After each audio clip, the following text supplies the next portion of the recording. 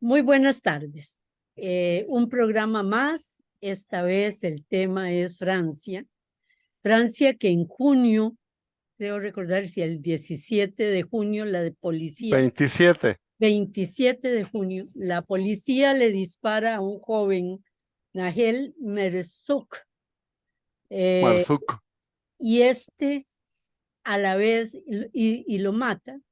Y esto a la vez produce una rebelión en la que participa en los barrios suburbanos de París, rebelión en la que participan miles de residentes, pero sobre todo jóvenes entre los 13 y los 16 años.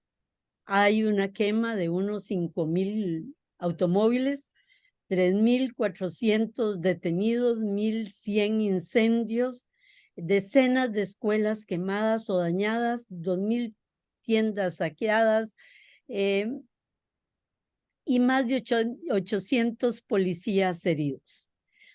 Se envían 45,000 policías a estos barrios para controlar el orden.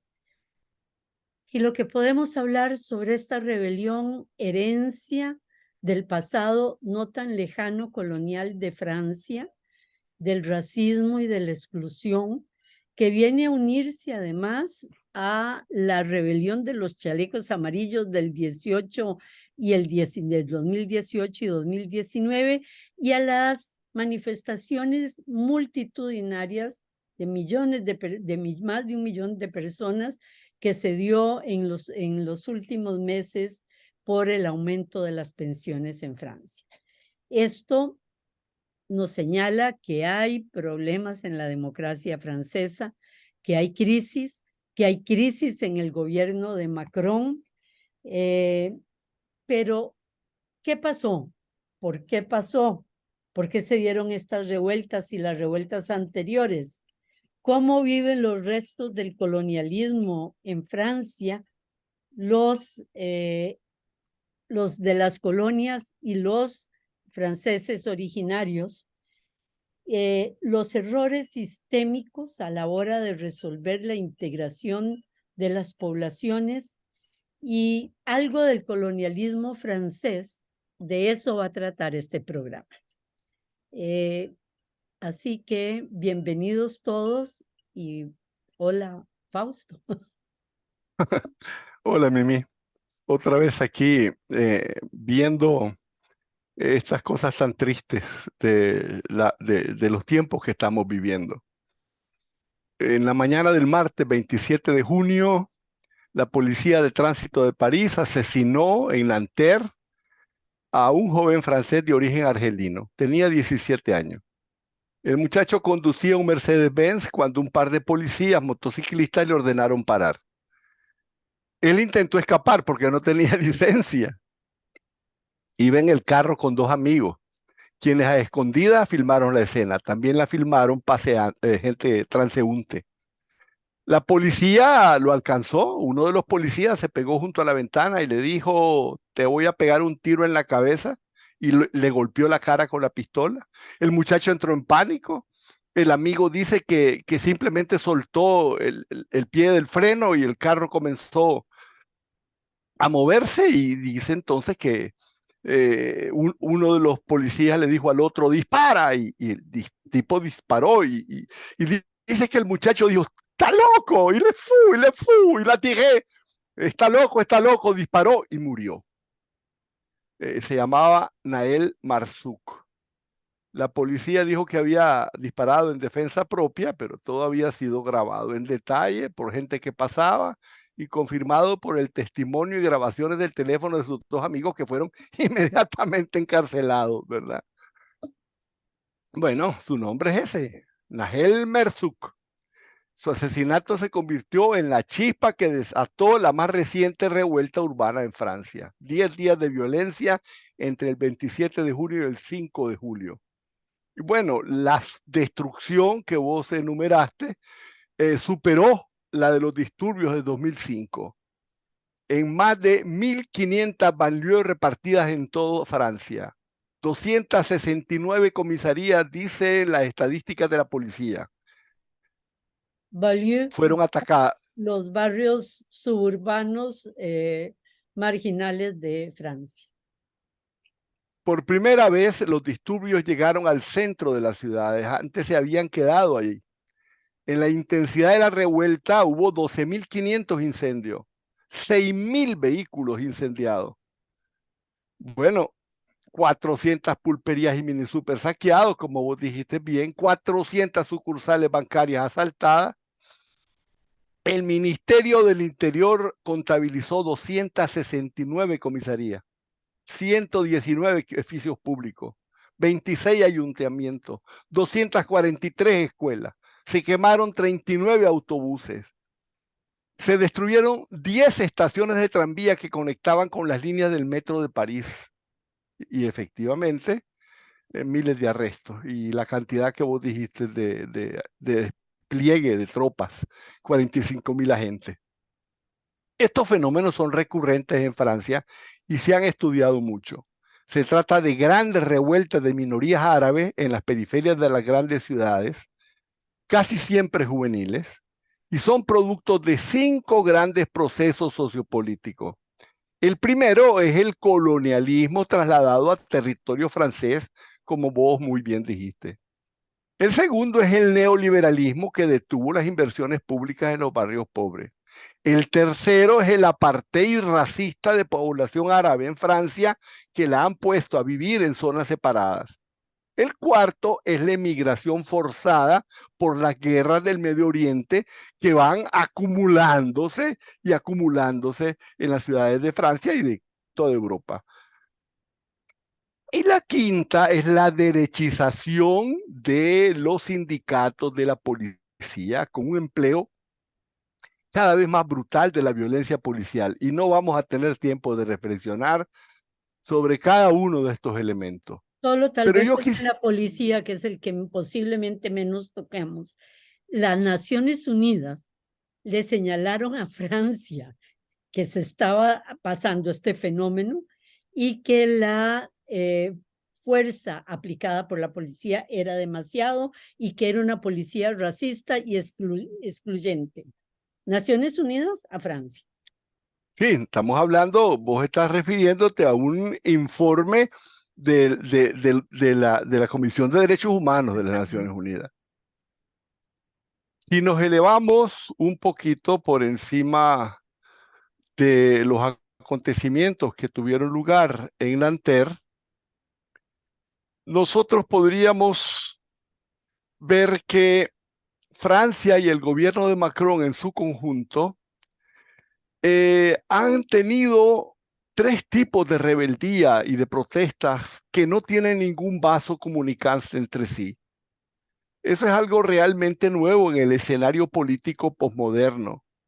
La expresión desordenada y tumultuosa de rabia social violenta desde ángulos completamente diferentes.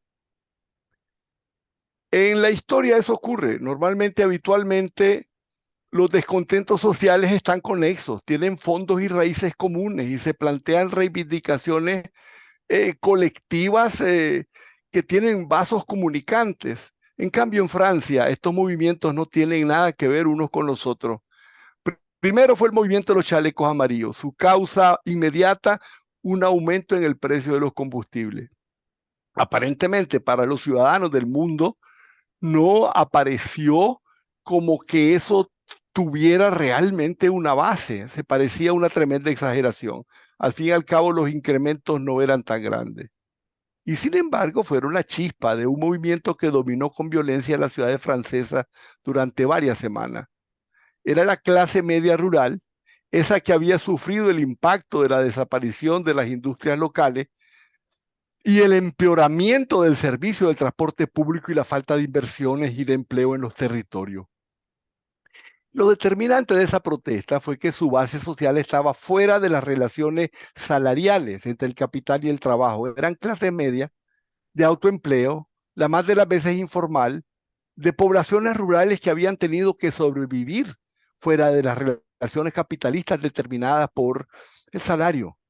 Era la protesta de las brechas territoriales. Luego vinieron las protestas recientes por la posposición de la edad de pensiones. De nuevo, la protesta francesa se enfrentó a la incomprensión universal. En todas partes se dijo que no era para tanto, que en sus propios países era peor.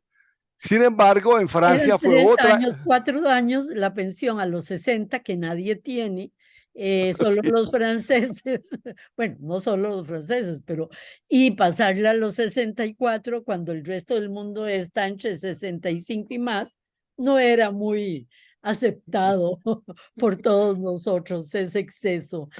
así es, se vio como un exceso francés. Sin embargo, en Francia fue otra chispa que por primera vez en muchos años, despertó a la clase propiamente obrera y asalariada de forma masiva. Y ahora es la protesta juvenil del racismo incrustado en la fibra nacional de la cultura francesa. Nada que ver con pensiones, nada que ver con sindicatos, nada que ver con chalecos amarillos. Y entonces cabría reflexionar sobre lo que expresan esos tres fenómenos. Kant contraponía el concepto de fenómeno como lo que aparece, es decir, lo que vemos, contrapuesto al númeno, lo que es, pero que no vemos. Los chalecos amarillos, la lucha contra la edad de pensiones, las revueltas en la Valliette son los fenómenos, lo que vemos. El asunto es qué está detrás de eso. Hegel le respondió a Kant. Kant decía, eso no lo podemos saber, y Hegel dijo, sí, sí, la historia lo va a enseñar. En la noche, dijo Hegel, todos los gatos son pardos, pero la historia ilumina y determina el significado de los fenómenos del presente. Y entonces esa es nuestra pregunta. ¿Hacia dónde apuntan las desconectadas explosiones de hoy? Vamos a dejar eso en suspenso y vamos a volver a los acontecimientos tras la muerte de Nagel Merzouk. Lo primero que debemos reflexionar es que los levantamientos en Francia de este tipo son producto del colonialismo francés trasladado a su territorio. Los primeros toques de queda en París se remontan a 1958, cuando la prefectura de París anunció que se recomendaba muy fuertemente a los trabajadores norafricanos del Magreb que no circularan por París entre las 9 y las 5 de la mañana. Se estaba en medio de la plena lucha por la independencia de Argelia. En 1961, o sea, 3 años después de los toques de queda en París, De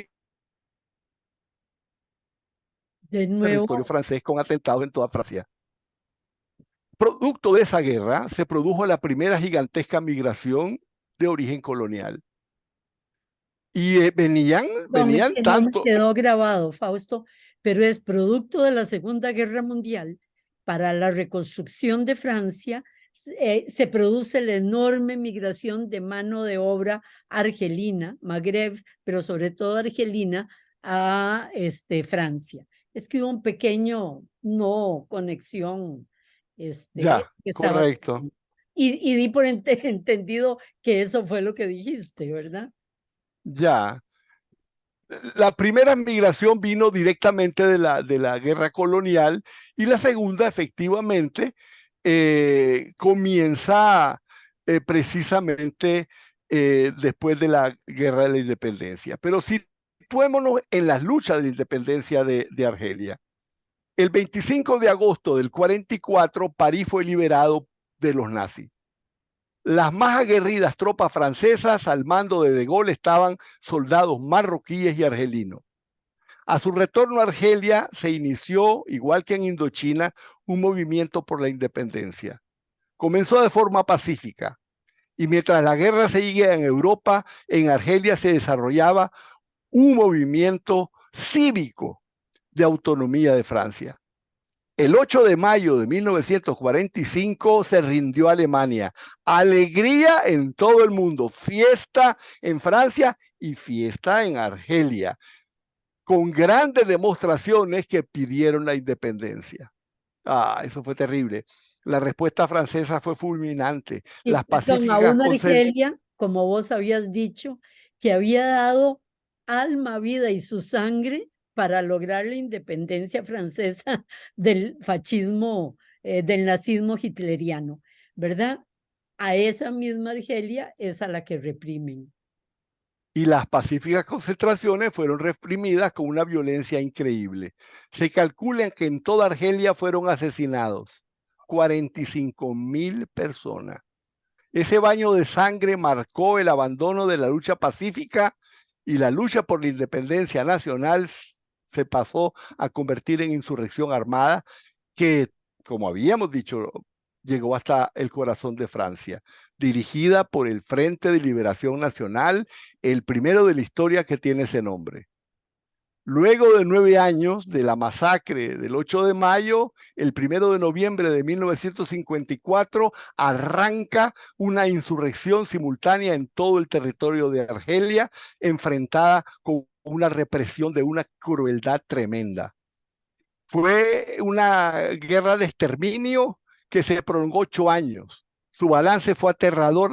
Las estadísticas oficiales calculan que bajo las tropas de ocupación francesa perecieron 1,5 millones de argelinos. Y aquí, como mujer de teatro y Las crítica apasionada del torturas, cine, así es. Lo, de, Mimi recomendaría a sus lectores una película. sí, el título, porque yo tengo tan mala, pero es Se una llama La Batalla de Argel. la batalla de Argel. La batalla de Argel nos marcó a todos nosotros como generación de una manera brutal, ¿verdad? Y las torturas, el manejo de la represión tan bestial de las tropas francesas quedaron grabadas con fuego, ¿verdad? Por lo menos a mí me quedaron grabadas para el resto de la vida. Y las cosas, como dicen los orientales, el karma existe. Eso no queda solo en Argelia. Parte de lo que estamos hablando en Francia es producto del karma de esa agresión bestial del colonialismo francés.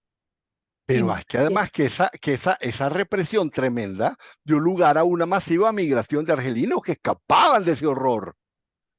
Y cuando fue la independencia, se regresaron a Francia los colonos, los colonizadores, y también los colonizados, ¿verdad? Y sobre todo Y los colonizados que habían apoyado a los franceses, ¿verdad? sí, sí, que se les llamó los pies negros. Durante los años 50, durante los años 50 y 60, arranca otra ola. Es la parte más fuerte del proceso de industrialización francesa. Y entonces la carestía de mano de obra y la fuerza de negociación tremenda que tenían los sindicatos socialistas y comunistas en Francia creó condiciones para que el capital francés favorizara la llegada masiva de mano de obra barata del Magreb. Francia se inundó de una nueva afluencia de población árabe, beneficiada adicionalmente por su generalizado dominio del francés, periodo de expansión económica y abundante empleo. Y aquí se produce una de las más dolorosas tragedias ideológicas, tanto de la socialdemocracia como del comunismo. Presionados por los sindicatos, vieron la llegada de esa mano de obra como competencia y no quisieron servir para canalizar las reivindicaciones sociales de esta población migrante que quedó sin ninguna representación política por parte de los partidos tradicionales franceses. Ni voz, ni voceros a través de los sindicatos. Sí, de sí. los sindicatos de izquierda, comunista y socialista. Desde entonces la población migrante fue discriminada, incluso por los partidos obreros blancos. La izquierda francesa los privó de representación política y se llenó de racismo. Las autoridades francesas reprodujeron entonces libres, con las manos sueltas, el mismo esquema colonial y construyeron asentamientos en los alrededores de las ciudades industriales. Y ahí pusieron a los obreros migrantes, separados físicamente de la población francesa.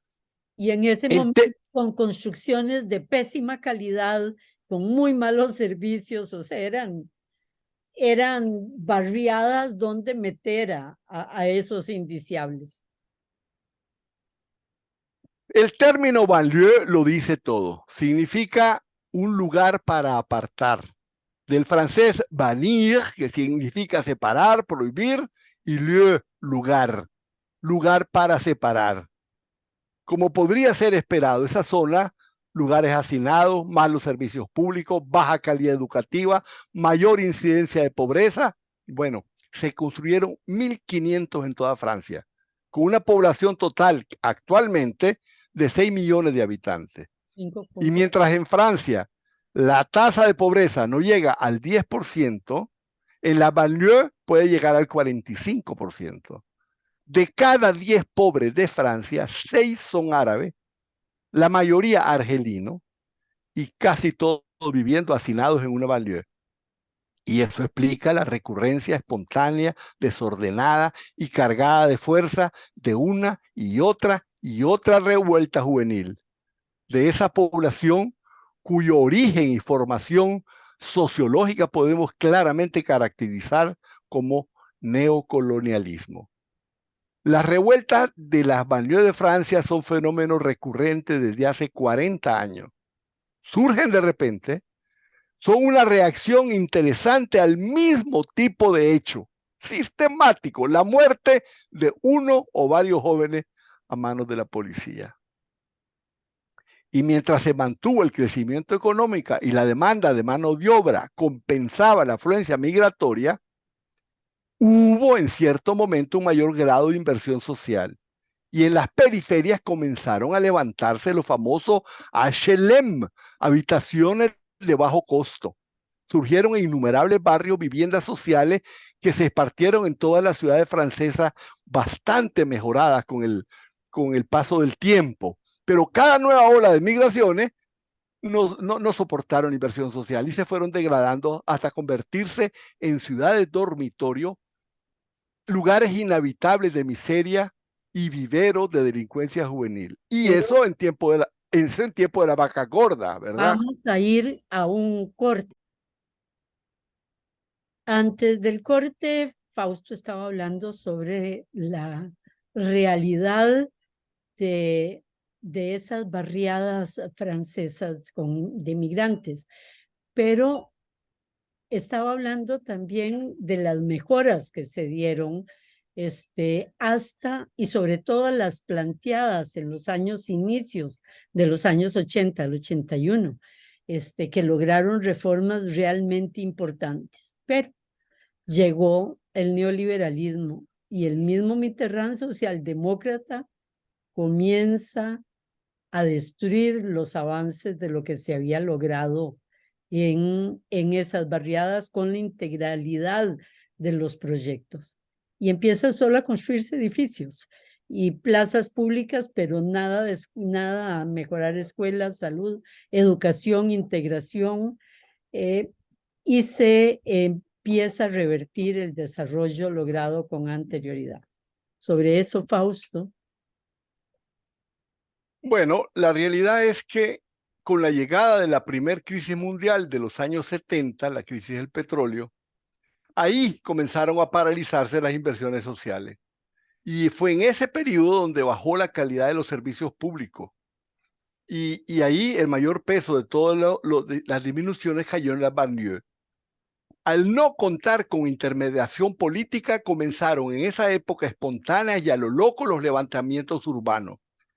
La crisis del petróleo fue en 1973 y hubo otra en 1979. El precio del petróleo se multiplicó por 4, se produjo una crisis económica mundial. Y mira, la primer levantamiento urbano de jóvenes se produjo en 1979. Y de ahí han seguido sin parar. Sin embargo, 3 años después del primer levantamiento juvenil urbano, en 1981 ganó las elecciones François Mitterrand después de años de dominio de la derecha. Fue la famosa Unión de la Izquierda, Unión de la Gauche, donde el Partido Socialista, el Movimiento de Radicales de Izquierda y el Partido Comunista Francés se unieron en un programa común. Y fue entonces, y por un brevísimo periodo, que la izquierda, por primera y única vez en su vida, asumió las reivindicaciones de la banlieue. Surgieron enormes esperanzas y de hecho comenzó un agresivo programa de socialización, parques, clubes juveniles, asociaciones de jóvenes con patrocinio estatal, inversión en escuelas. Se lanzó un programa enorme de rehabilitación de los barrios Barrio populares. de Barlú. Barlú es el diseñador del plan.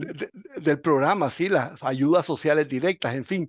Se sintió que llegaban nuevos aires, pero apenas duró 4 años. A partir de 1983, toda la socialdemocracia europea se convirtió al neoliberalismo.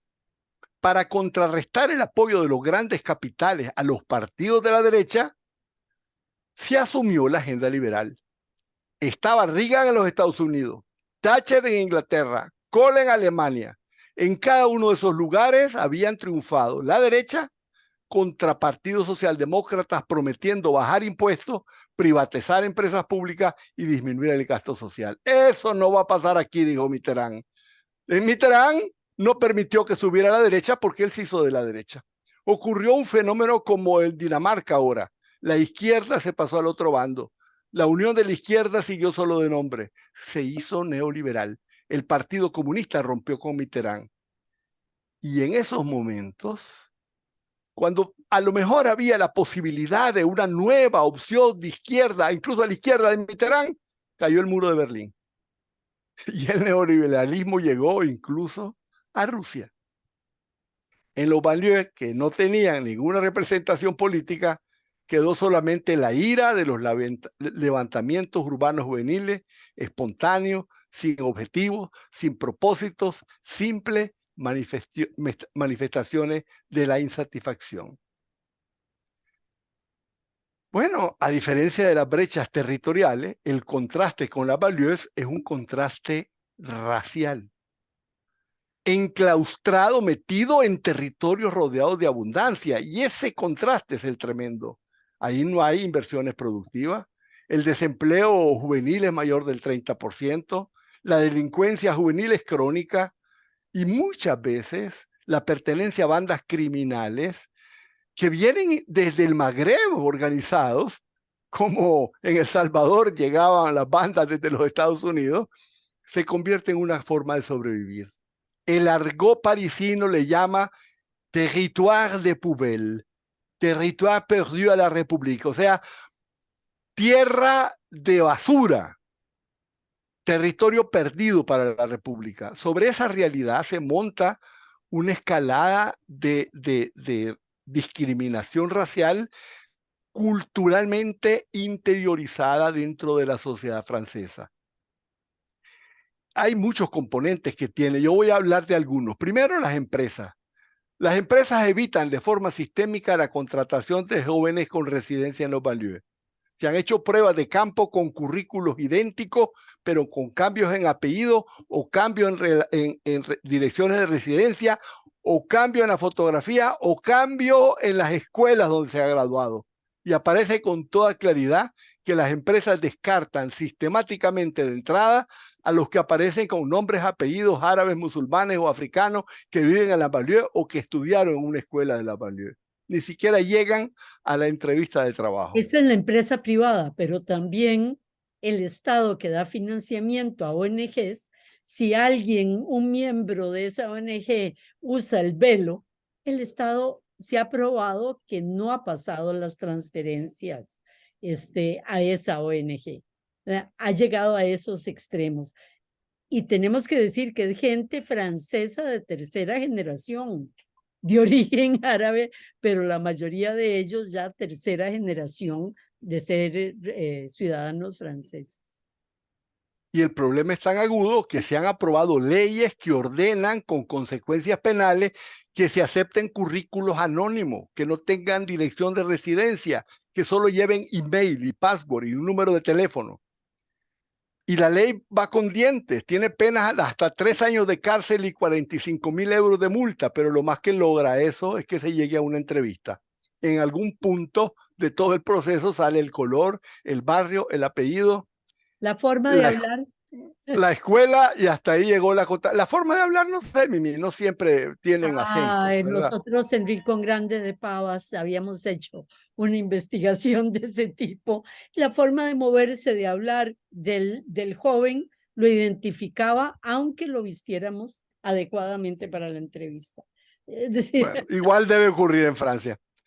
Pero bueno, la mayor parte de las veces la ley ni siquiera se cumple. La lacra racista persiste y la frustración y el sentimiento de exclusión de los jóvenes se acentúa. Y a eso hay que añadirle el componente racial del sistema educativo francés. Y aquí es una cosa lamentable. La educación es para Francia un orgullo nacional, viene desde la Revolución Francesa. Francia fue el país que construyó el primer sistema de educación pública universal, gratuita y obligatorio por primera vez en Europa y el mundo. Fue un principio fundamental. y tiene educación del tercer mundo para su población de origen árabe. En 1791, la primera constitución de Francia habla de la educación común para todos los ciudadanos. 791, antes de la época del terror, justo la constitución que se elaboró nada menos que durante la Revolución Francesa. Aparece en el preámbulo de la constitución de 1793, que fue el año del terror. Y en diciembre del 73 se aprobó una ley draconiana donde los padres que no mandaran a sus hijos a la escuela podrían perder los derechos cívicos. Bueno, ¿y entonces qué pasa con eso? Francia tiene ese imaginario colectivo generalizado, pero bueno, eso no incluye una calidad educativa en la Banlieue. La OECD dice que los resultados de las pruebas PISA de la Banlieue son las más bajas de todos los países ricos del mundo. Las tasas de abandono escolar es mayor que en todo el resto de Europa. Cuando hay recortes en presupuestos educativos, los primeros lugares son las Banlieue. Los maestros graduados huyen de que les den una plaza en las Banlieue, escuelas pobres y abandonadas. Y los pobres maestros de izquierda que aceptan estar ahí por compromiso social se ven impelidos por la policía a ser parte de la denuncia y de la represión, ¿verdad? Correcto. Incluso los trabajadores sociales de la Banlieue se les pide que den prueba de su eficiencia, demostrando quiénes en la Banlieue están recibiendo ayuda social y no se la merecen y entonces los denuncian. Entonces, o sea, represivo. El así servicio es. social represivo, igual que los maestros de la Valliere. Y entonces el nombre Pubel, que significa basura, se transmite a las escuelas. Y se dice, ¿dónde estudiaste vos? Ah, yo estudié en una école Pubel. O sea, es muy grave. Y entonces se consolida la sensación de abandono y de discriminación que Vos sienten los hablaste jóvenes. de que la OSD la coloca en último lugar de Europa, ¿verdad? De los países de la OSD a los jóvenes de la Valliere. Pero no me acuerdo dónde leí que incluso está por debajo de muchos países del tercer mundo los resultados, ¿verdad? De alumnos de la Valliere. Sí, es muy posible, pero lo que yo decía de la OSD es porque están las pruebas PISA, pues que tienen una relación comparativa, pero estoy seguro, no lo chequeé, pero estoy seguro que los resultados de la Valía están por debajo de los resultados de Costa Rica, pero bueno, Sí, eso ya porque nosotros es estamos una... en los PISA de últimos. Bueno, luego viene el otro elemento, el hostigamiento policial. Los controles policiales son un fenómeno cotidiano para los habitantes de la Banlieue. Los habitantes de la Banlieue viven como en un territorio ocupado por una fuerza extranjera.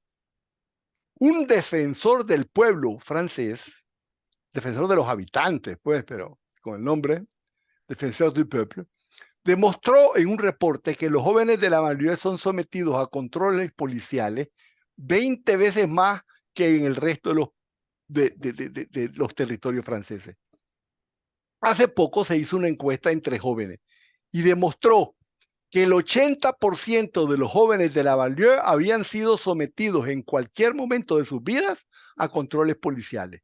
Y esa misma encuesta mostró que jóvenes que viven fuera de la banlieue, apenas el 5% había sido sometido alguna vez a un control policial. Pero 80% contra el 5%. Además, controles, muchos de ellos totalmente innecesarios, porque son de país ocupado, no porque requieran buscar criminales, sino en general contra toda la población y con características muy especiales, Fausto, humillantes. Es decir, buscan humillar a quien le están revisando y lo hacen, ¿verdad? Entonces no es solo la represión, sino la humillación de quien recibe los controles policiales. Y si añadimos a ese proceso de la policía el propio proceso de evolución política policial, nos damos cuenta que con el tiempo la izquierda ha ido perdiendo conducción de los sindicatos de policía que ahora están en manos de la derecha y la extrema derecha. Pero la izquierda, maravillosa, ha sido la izquierda socialdemócrata la que le ha dado a la policía los mayores instrumentos terribles de represión. Entre ellos se encuentra la famosa ley de refus d'obtempérer, la ley contra la resistencia a obedecer una orden de alto. Y derecho a disparar. Eso es la ley se llama ley para resistirse a la orden de arresto. Esa autoriza a la policía a disparar en caso de negativa de obedecer una orden de alto. Esa fue aprobada durante el gobierno, llamémosle con un nombre decente, el gobierno miserable de Hollande en 2017. Según esa ley, ya no existe necesidad de que exista una amenaza inmediata contra la seguridad de los agentes. Basta que alguien desobedezca la orden de hacer un alto y eso les da autorización de asesinar. Volvamos al cuento que provocó toda cuando le dispararon a Nail. El oficial pudo haber disparado a las llantas, pudo haber detenido el carro con un disparo a las llantas, pero no, disparó a la cabeza del adolescente porque no se detuvo, ¿verdad? Esa es la proporción del uso de la fuerza que permite una ley como esta. Es peor que eso, Mimi. Resulta que el muchacho cuando escapó se encontró con un embotellamiento de carros, de forma que no podía seguir. No había necesidad ni siquiera de disparar porque el carro no podía prácticamente avanzar. Entonces fue simplemente un asesinato. Un asesinato. A sangre fría. Pero si lo asesinaron y el policía se tiró a asesinarlo es porque sabía que contaba pues con... Y ahí es donde el presidente Macron ha cometido los errores más grandes. No ver el problema como un problema sistémico, sino individual de este policía va a la cárcel y se acabó el problema, ¿verdad? Y no el sistema que sostiene el comportamiento de este policía. Así es correcto. Pero si se toma en cuenta adicionalmente que prácticamente la propia policía tiene un peso gigantesco en el gobierno, salir de este tema trató de hacerlo de la forma, pues, llamémosle... Algunos señalaban, tiene miedo a la policía porque la policía tiene el control. Así es. Podrían decir algunos que quiso evitar que la cosa se convirtiera en un motín de otra naturaleza, que los sindicatos de policía salieran a la calle. O sea, bueno, ahora a toda esta problemática nosotros tenemos que cada año llegan a Francia 300.000 nuevos migrantes árabes. Perdón, antes de llegar a eso, porque tiene relación con eso. En las barriadas hubo un hecho que además ayudó a eso, que se convirtieran en guetos.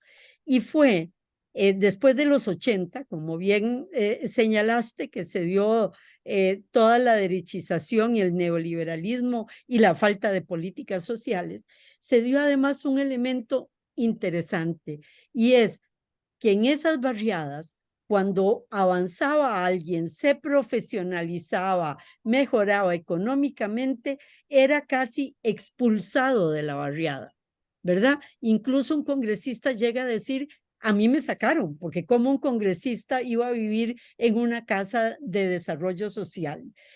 Y uno, donde piensa en Atillo, y cómo Atillo pasó de bien social a una clase media, se da cuenta que al sacar a los profesionales y los que avanzaban en estas barriadas, siguen manteniendo el gueto y la división social, ya no solo la cultural, la división social. Y con las nuevas inmigraciones que llegan, más la pauperización para estas barriadas. Perdón, seguía con el tema de las migraciones nuevas. Efectivamente, es un fenómeno bastante impactante el hecho de que el racismo se interioriza. Si nosotros leemos, yo recomiendo de nuevo que se vuelva a leer Los Condenados de la Tierra de Frantz Fanon, va a demostrar que la mentalidad del colonizador penetra la conciencia del colonizado. Y la escuela y la cultura lo hace ver como que su progreso depende de dejar de ser colonizado, separarse de su medio social y unirse al opresor colonizador. Eso está descrito de una forma extraordinaria en este maravilloso libro de Los Condenados de la Tierra de Frantz Fanon. Efectivamente, como vos decías, se siente, los que avanzan, no es que nadie los llega a sacar, es decir, no es que sacan a nadie de los barrios, es que ellos se avanzan, progresan. Yo no tengo por qué seguir viviendo aquí, yo No, tengo que irme, ya tengo también, dinero para salirme. también la prensa llegó a señalarlos como usted es profesional porque está en una casa que tuvo desarrollo social. Es decir, se da, por supuesto, que el mayor movimiento es de ellos para poder integrarse a los desarrollos, pero también se dio un señalamiento para que salieran de los barrios. Las dos cosas. Efectivamente, ellos se van precisamente para, para, para vivir mejor. Ellos se van porque sienten que están progresando. Y si alguno se queda, pues siente la crisis, la crítica social, la crítica de los medios de qué le pasa a este señor que sigue viviendo ahí. Exactamente. Es decir, pero ¿Cierto? básicamente no es que son expulsados ni por las poblaciones, Ah, no, no, no. sino que es el proceso ese de asimilación y desculturización que se produce con la neocolonia en la población coloniada. Pero bueno, estábamos diciendo que esa situación, que ya de por sí es muy grave, se ve todavía más agravada cuando Estados Unidos, Europa y la OTAN desatan sin ninguna justificación, es más, diciendo mentiras, desatan la guerra tremenda de Irak, guerra en Siria, bombardeo de Libia, y prácticamente desestabilización del Magreb. Queremos decir que el Magreb es toda esa zona que se extiende en el norte de África y que comprende Libia, Marruecos, Túnez, Argelia. Bueno, de Sin alguna pensar manera, de nuevo en el karma, ¿verdad? O sea, que esas guerras que están provocando en esa zona no van a tener consecuencias que les van a llegar y afectar con los años a ellos, ¿verdad? Es solo ver lo inmediato. la realidad es que la guerra no la comenzó Europa, la guerra la comenzaron los Estados Unidos No, y la presión de la OTAN. pero Europa apoyó en gran medida la guerra, claro. Igual que Ucrania la comienza Estados Unidos, pero Europa se hinchó apoyando la política norteamericana. Efectivamente, hubo sobre todo en el periodo de la Merkel, hubo cierta resistencia a participar en la guerra de Irak, no fue tan como en la guerra de Ucrania, pero sí vos tenés razón, tienen corren con toda la responsabilidad de no haber condenado eso. Y de todas maneras, karma o no karma, la realidad es que las grandes migraciones que está habiendo en Europa de parte de las poblaciones árabes tienen origen precisamente en esa guerra desestabilizadora que, además de causar enormes muertos, han destruido la base social, la base económica. La gente ha tenido que desplazarse dentro de sus propios territorios. Y mira, Mimi, ayer se hundió un barco más con 300 pasajeros. La semana pasada se hundió otro barco con 700 pasajeros. O sea, es una cosa de no parar. A Francia están llegando más de 300.000 migrantes por año y en toda Europa está pasando lo mismo. Pero en Francia, de alguna manera, tienen como una base social, tienen como una red social de apoyo de parientes, primos, amigos que conocen. Y entonces en Francia la situación se vuelve todavía más fuerte, más dolorosa, y a eso se añade que ya están viviendo en una situación de gueto. La gran pregunta es, ¿hacia dónde va esto? ¿Qué nos está indicando todo esto? Nos está indicando que estamos, como vos lo dijiste al comienzo, en un país enfermo. Es un país gravísimamente enfermo, asquerosamente enfermo de racismo, xenofobia, discriminación. Y te quiero decir que cualquiera que visite París se va a dar cuenta que solo el hecho de que te vean extranjero ya está teniendo una consecuencia bastante fuerte. En una sociedad que nos legó nada menos que la igualdad, la fraternidad y la Por lo legalidad. menos como palabra, por lo No, menos como y que palabra. además fue capaz de desarrollos tan importantes, pero el imperialismo y el colonialismo se pagan. Se pagan en algún momento, aunque sea décadas posterior. Se nos fue el tiempo, Fausto. Nos vemos en la próxima y a todos ustedes, muchísimas gracias por compartir con nosotros el día de hoy. Buenas tardes, Mimi.